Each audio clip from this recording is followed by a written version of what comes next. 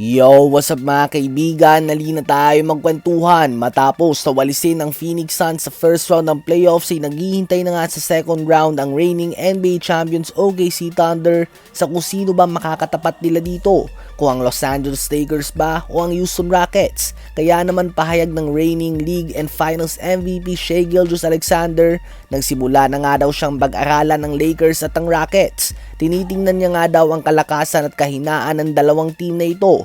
Ganun pa man ay hindi niya nga daw ito minamaliit. Pareho umano itong malakas sa team. Ang Rockets nga daw ay more of a defensive team habang Lakers naman ay more on sa opensa. Kaya naman pinapanood niya ito ng maigi. Well, sa ngayon nga ang OKC, Rockets at Lakers ay lahat apektado ng mga injuries mula sa kanilang mga key players. Subalit sa kanilang lahat ay tila ba OKC nga ang pinaka hindi apektado. Napanatili nga nila ang number 1 seed sa West kahit na napakadaming games ang pinagpahinga ni Jalen Williams noong regular season. Ganun na lang nga katindi ang lineup at coaching na meron sila, mapa-opensa man yan o depensa. Sa Mind of the Game podcast nga noon ay sinabi ni LeBron na walang kahinaan ng team na ito. Ano ba masasabi nyo tungkol dito? Ngayon ay tumungo naman tayo kay Cooper Flagg. Opisyal ng pinangalanan kahapon si Cooper Flagg bilang ang Kia 2025-2026 NBA Rookie of the Year winner.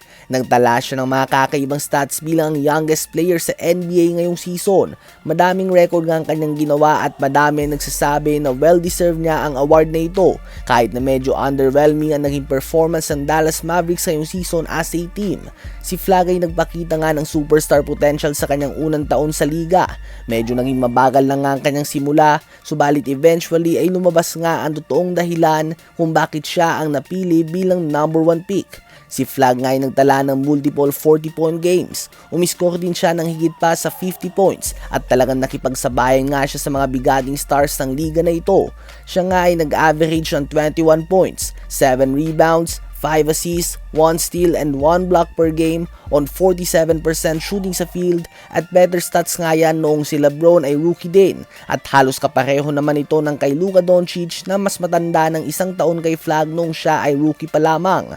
Bagamat gumawa nga ng historic rookie season si Flagg, naging dikit nga ang butuhan sa pagitan nila ng kanyang college roommate Con Canupel ng Charlotte Hornets na nagtala din ng 19 points, 5 rebounds and 3 assists per game on 48% shooting sa field and 43% shooting sa 3-point line ngayong season. Pinangunahan na din nga ang buong NBA sa 3-pointers made. Kaya naman may matinding kaso din nga sana siya para sa award na ito. Medyo inarat lang nga siya ng dalawang play-in game na posibleng nakaapekto sa kanyang chances sa award. Ano ba masasabi nyo tungkol dito? Comment yan sa baba at aking babasahin yan. Huwag kakalimutan na mag-like, mag-subscribe at i-hit ang notification bell for more updates at kwentuhan. Maraming salamat po sa inyong lahat.